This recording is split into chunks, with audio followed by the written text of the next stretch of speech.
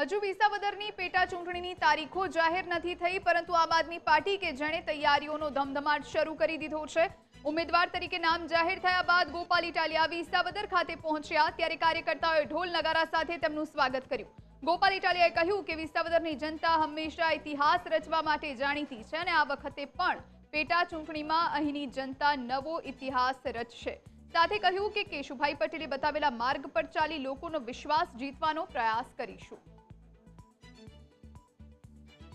અમારા સૌ સમર્થકો, અમારા આગેવાનો, અમારા કાર્યકર્તાઓ તમામ સાથે મળીને આજે આ માંડાવડ માર્કેટિંગ યાર્ડમાં સ્વર્ગસ્થ કેશુબાપાના સ્ટેચ્યુને પુષ્પમાળા કરી એમના આશીર્વાદ લઈ અને કેશુબાપાએ જે રસ્તો વિસાવદરથી બનાવ્યો અને બતાવ્યો છે આખા ગુજરાતને, એ રસ્તા ઉપર આગળ ચાલવા માટેનો કોશિશ આજથી અમે કરી છે। મને પૂરો વિશ્વાસ છે કે જેવી રીતે વિસાવદર, ભેસાણ અને જૂનાગઢ ગ્રામ્યની જનતા ઇતિહાસ રચવા માટે આખા ગુજરાતમાં ફેમસ છે, એમ ફરી એક વખત આ પેટા ચૂંટણીમાં વિસાવદર, ભેસાણ, જૂનાગઢ ગ્રામ્યની જનતા ઇતિહાસ રચશે અને કેશુબાપાએ જે માર્ગ બતાવ્યો છે એ માર્ગ ઉપર મોટી ક્રાંતિ આવે એ પ્રકારનું મતદાન કરશે।